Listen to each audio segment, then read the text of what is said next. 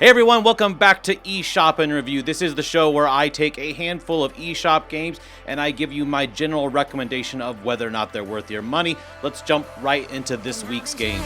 Watching the ocean with you, baby, up with a slow motion crew, and we up in our growlings when Tip Top Don't Fall is an arcade-style procedurally generated climbing game. The basic idea in this game is you're going to be taking your climber and you're going to be going up these various different 2D cliff sides, and you've got handholds and you are making your way up each mountainside. Now, if you've ever played the game Heave Ho, the control input is very similar to that. You have a right grip and a left grip, and you are going to be reaching out and grabbing these different grips and trying your best to make sure that you think clearly which one you should be grabbing with which hand so that you can continue making your way up the cliffside. But there is more to it than that. You're actually also going to have to take care of a stamina gauge. The stamina gauge looks very similar to the one in the Breath of the Wild. It is a circular gauge and it is running out.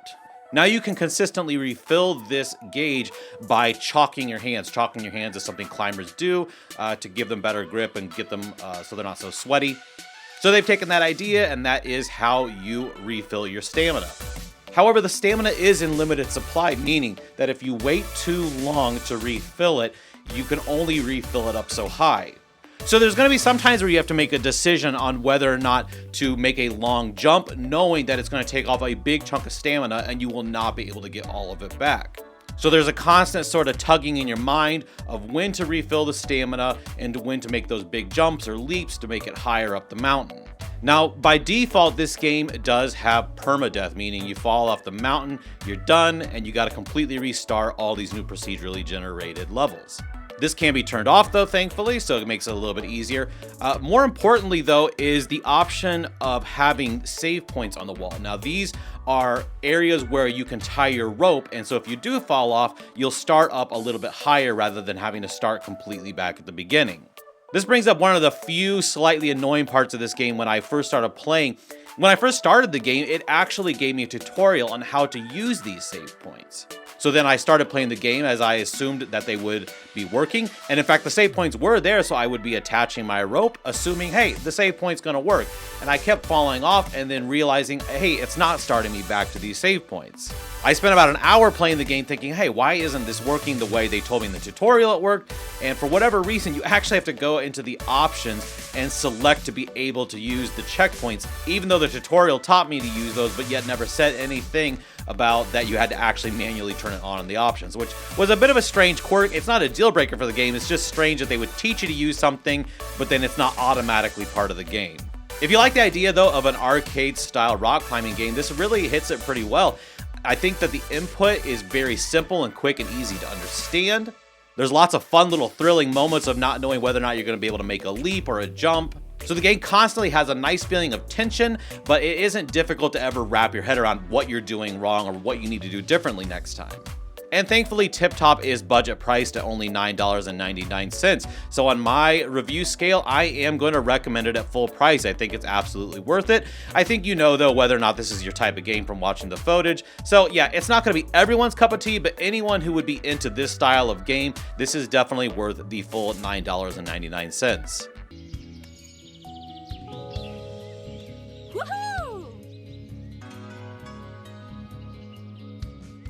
SpiderHeck is a ridiculous physics-based party game for up to 4 people. So you jump into the game, you got a spider that you can customize. You're gonna be thrown into different arenas with all kinds of crazy weapons. You'll have guns and bombs and rocket launchers, and more importantly, you'll have lightsabers. That's the big pull of this game, is that you can have amazing lightsaber battles as spiders. Now the controls are very simple. You actually have a jump button that doubles as your web. So you jump once, you tap the same button again, and then it attaches a web in whatever direction you're pushing the control stick. So in no time at all, you can very quickly learn how to zip around a level. The other control input is a basic right bumper to pick up a weapon and the trigger to shoot the weapon. Of course, with the lightsaber, most of the attacks are going to be swinging it around using the right stick, but even melee weapons like that, you can toss by pressing the other button. And then you can very comically throw the weapon at an unsuspecting enemy. This is just a ridiculous party game through and through. My son and I, we absolutely loved this game. We were just laughing hysterically, throwing each other off of cliffs and slashing each other up. Thankfully, there's a lot of little options you can change to sort of change it so that maybe it plays better for younger kids. One really nice option was the ability to add a shield so you could take an extra hit in each arena. You could also go into the weapons and choose which weapons you want to have it show up in the arena, which ones you don't have. So you could do an all melee based fight and have nothing but lightsabers, which we did a couple times. We thought that was a lot of fun.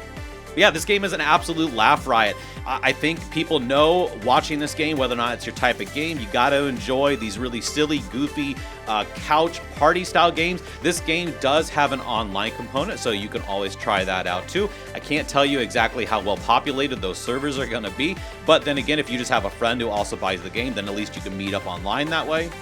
But it is absolutely crucial that you have people to play with. This is a party game through and through. So if you're doing solo gaming, this is not something you want to pick up. But if you got some people in your house that enjoy this kind of stuff, or you have some like-minded friends who might want to come over for some couch co-op craziness, this really is a fantastic choice for a gaming evening.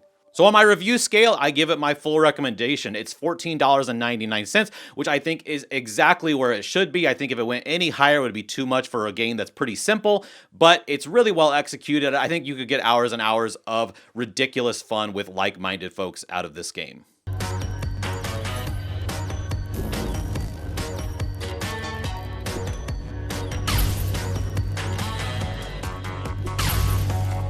In Potion Permit, you play as a chemist, a potion maker who has been invited reluctantly into this town to help assist with an ailing young lady. So let's set the stage for Potion Permit. Let's get right down to simply what it is. It is Stardew Valley, but instead of farming, you're making potions and taking care of people's ailments. So you play as the new town chemist. And apparently the town had a really bad incident in the past with potion makers, so they're very wary of you at first. But through a sequence of events, including healing the mayor's daughter, you are going to slowly gain the town's trust. So the basic gameplay loop is you are going to be playing as this chemist and you are going to make your way into the wilderness.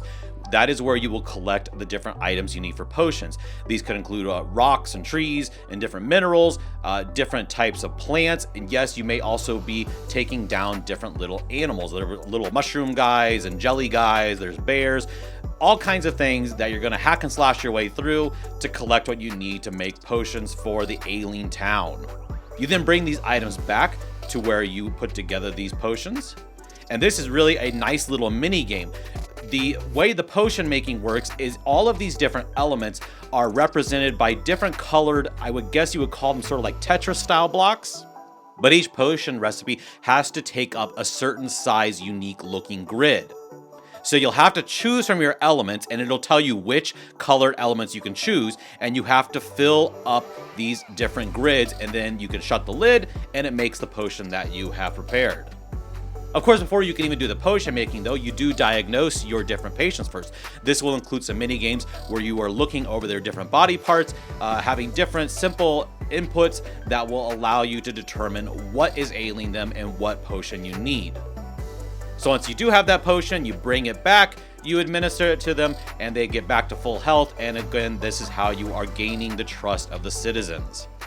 There's lots of other really fun little Stardew-esque elements. You're going to be doing fishing, there's gift giving to the citizens, there's all kinds of mini games. Again, it is a very Stardew feeling world that you're going to be inhabiting here.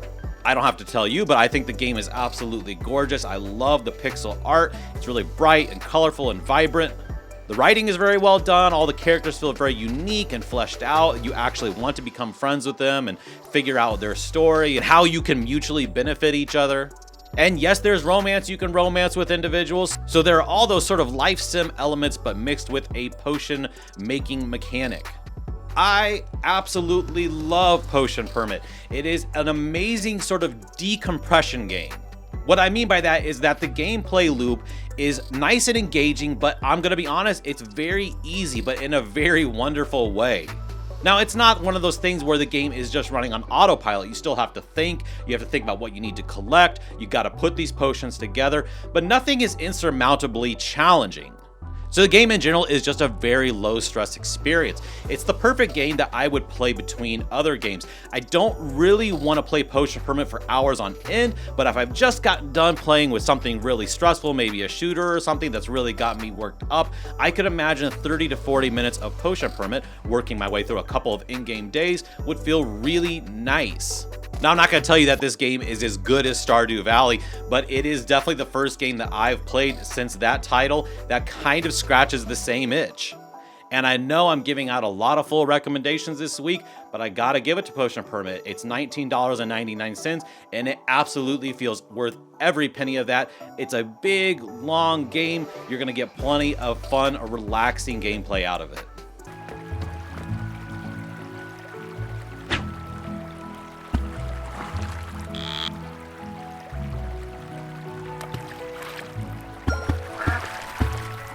So, No Place for Bravery is a Souls-like game.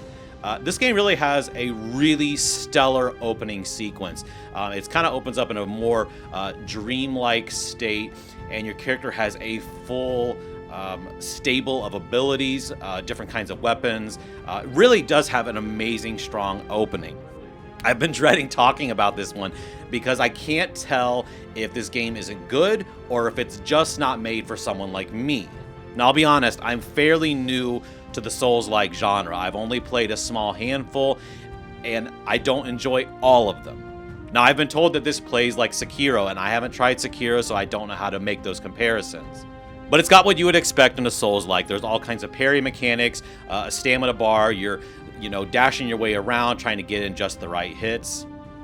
My biggest problem with this game is that the opening bit was so strong that it gave me a full array of weaponry, more abilities, and it was just so interesting at the beginning. It was sort of like you were in a dreamlike state, but you weren't sure if it was like what had happened in the past, or again, he's just in his nightmare. At some point, you do actually fight against yourself in this beginning opening bit, and it says you're fighting Thorn's nightmare. Thorn is the name of the main character. So this opening sequence was so strong that I got really excited for the game. Of course, when you start the regular portion of the game, all of that is stripped away and you're back down to a sword with basically nothing and no special abilities at all. Now, I understand that that's a fairly common game mechanic. I mean, that's kind of the bread and butter of like a Metroidvania style where you kind of start out with your weaponry, but Samus loses it all and then you got to regain it all. But here, I think it really worked against the game. I just flat out didn't enjoy the combat when all I had was a sword and just the basic parry. It just kind of made the combat feel tedious and boring for the 2 to 3 hours I was playing through this. But what was really grinding my gears in this game was the platforming. There's this sort of dash mechanic, and you have to make your way many times over different platforms that are suspended in air. I can't tell you how many times I fell off of one of these platforms because I didn't line it up perfectly, and it's just very unforgiving. It wasn't fun at all those parts. And I don't know if this is common for the Souls-like, but you would make your way all the way through a dungeon and make your way to the end, and I mean, you've really worked hard. And then it would, instead of just warping you back to like the hometown so you could go and move on to the rest of your adventure, you have to make your way all the way back through the dungeon again. And you're refighting all the same enemies. Again, I don't know if this is common for the Souls-like. That's why I don't know. Maybe I'm not the audience for this. Maybe there's people who love that kind of stuff. To me, it just felt like unnecessary padding to try to make the game feel longer. The big saving grace with No Place for Bravery, though, are multiple endings. There is actually an ending about 2 to 3 hours into the game where you have to make a choice of whether or not you are going to pursue and maybe find your daughter who's been lost for 10 years, or you can stay with your wife at her request. I'm going to be honest, at this point in the game, I was not enjoying it, so I chose the option to stay with my wife. The game actually kind of congratulated me. It said, hey, you've made a very wise decision. Stay with your family that you have now and not pursue this life of violence. And then the credits rolled and I got my ending. So in some sense, I was very thankful for that. I was able to quit the game and still feel like I got an ending to the game of sorts. So No Place for Bravery retails for $19.99. So for me personally, I'm going to review this as a deep discount only pickup. I think if it's sub 50% off and you're not sure if you're into Souls-likes, that's the price you're going to want to wait to pick it up at. If you know you love this genre and you just pick up every Souls-like, I imagine you're probably going to get some enjoyment at full price out of this game. But for me personally, as a Souls-like newbie, if you will, this just wasn't doing it for me.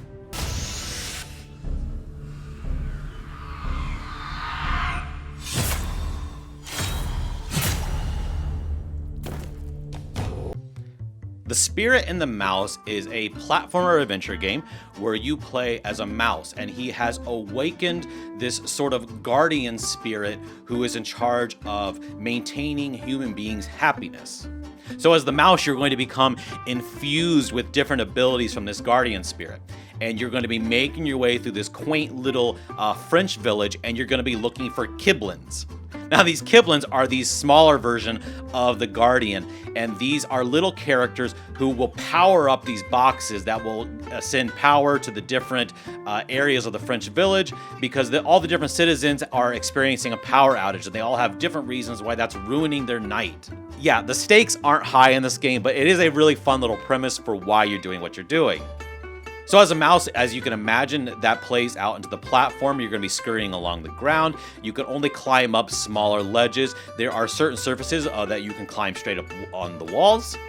There's all kinds of hidden collectibles. You're going to be collecting light bulbs to relight this fountain area in the middle of the town. Now, in a more Metroidvania style fashion, as you are harvesting, for lack of a better word, the happiness of the humans by doing what it is they need to get the power back on, you are going to then be able to turn in that happiness to gain new types of movement abilities. So as you gain these new abilities, you'll be going back and seeing different collectibles, thinking, okay, how do I get to those? Well, now you can get to those because you are able to acquire new passages and new ways of getting to them. Now, how do you get the power back on? Well, again, you are searching out for these Kiblins, and they all have a different quest that they're on, and you need to help them with this quest. This could be anything from fishing out parts that have been lost to these generator boxes. Maybe you might have one Kiblin who's shy and he keeps trying to get away from you. You got to figure out a way to chase him down. I helped one Kiblin rewrite the menu for a pizza restaurant. I mean, it's anything and everything. But it's really great because there's always a lot of variety of what you're doing to help the Kiblins to bring everything back online. I'll be honest, I went into the Spirit of the Mouse and I had no idea what it was. I just knew that it was a mouse platformer, and I love platformers where you play as something really small trying to navigate a large world. I didn't even know anything about these spirit guardians or whatnot, but the game is super charming. In fact, if it wasn't for all these little spirit guardians and the new powers that you develop, the game would kind of be a snooze if it was just the mouse just making your way around these plain environments.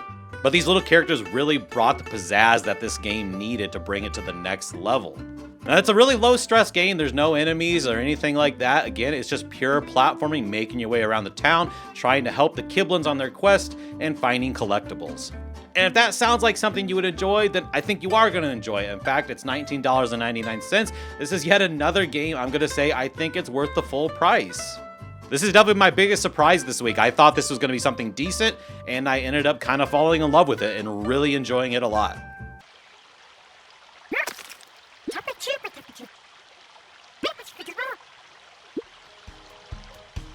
Shovel Knight Dig is a new entry into the Shovel Knight universe. This is a roguelike style game, but does maintain a lot of the basic gameplay mechanics of the Shovel Knight games. So you're going to be hacking and slashing with your sword, and you're going to be downward thrusting, bouncing on enemies' heads, and of course you're going to be digging. Now, the evil Drill Knight has busted up your campsite and drilled this giant hole in the middle of it, and he is on the search for some kind of buried treasure that he wants. And he's enlisted the help of other different evil knights that you are going to be combating on your way down to make it to Drill Knight. Now, it's a roguelike, so the basic gameplay is that it is procedurally generated. You will make your way down. You're going to be digging, collecting gems, looking for all kinds of secret rooms to help you find other relics and collectibles that will power up Shovel Knight with better moves, better abilities, more health. And the goal, of course, is to get deeper and deeper to try to make it to Drill Knight and stop his scheme. Now, in typical roguelike fashion, you're going to die a lot, you're going to go back up to the surface, and there are some upgrades.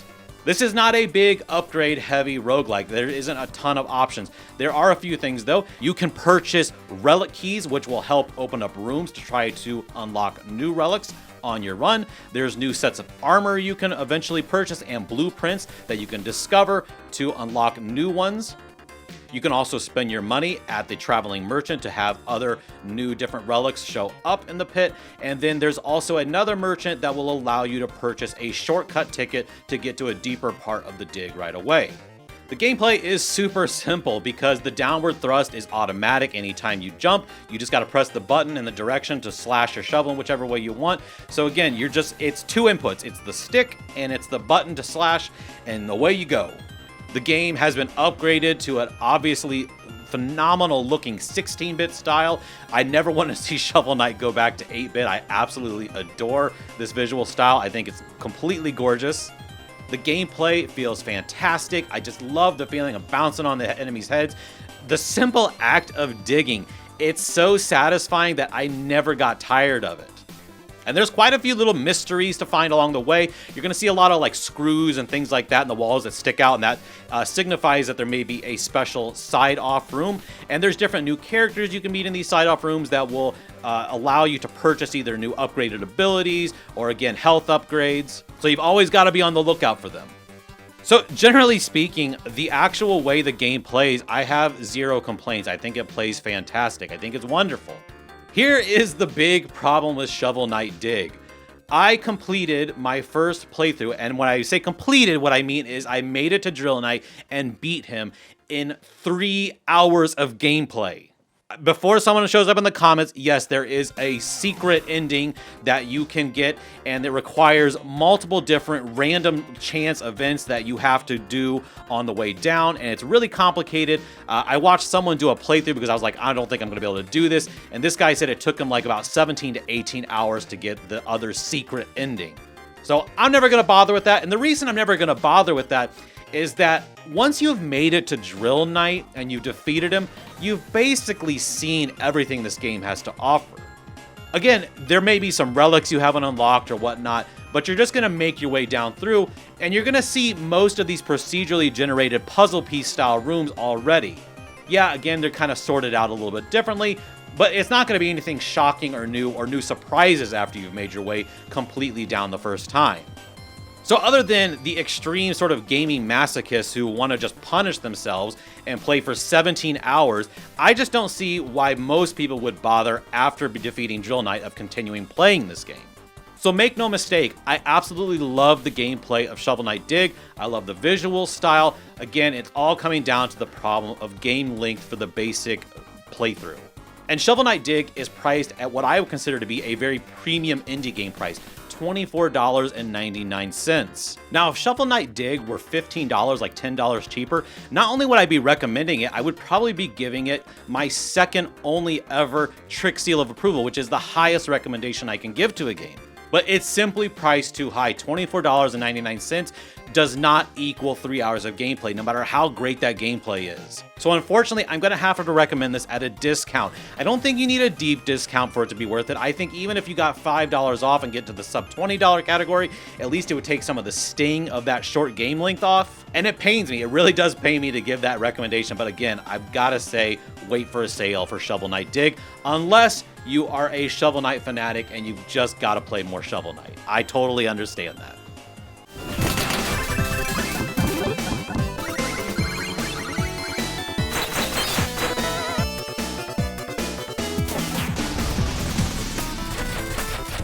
Well, unfortunately, no game got the Trick Seal of Approval this week. But guess what? If you didn't check it out before, last week there was an amazing, underrated Metroidvania that I did give the Seal of Approval to.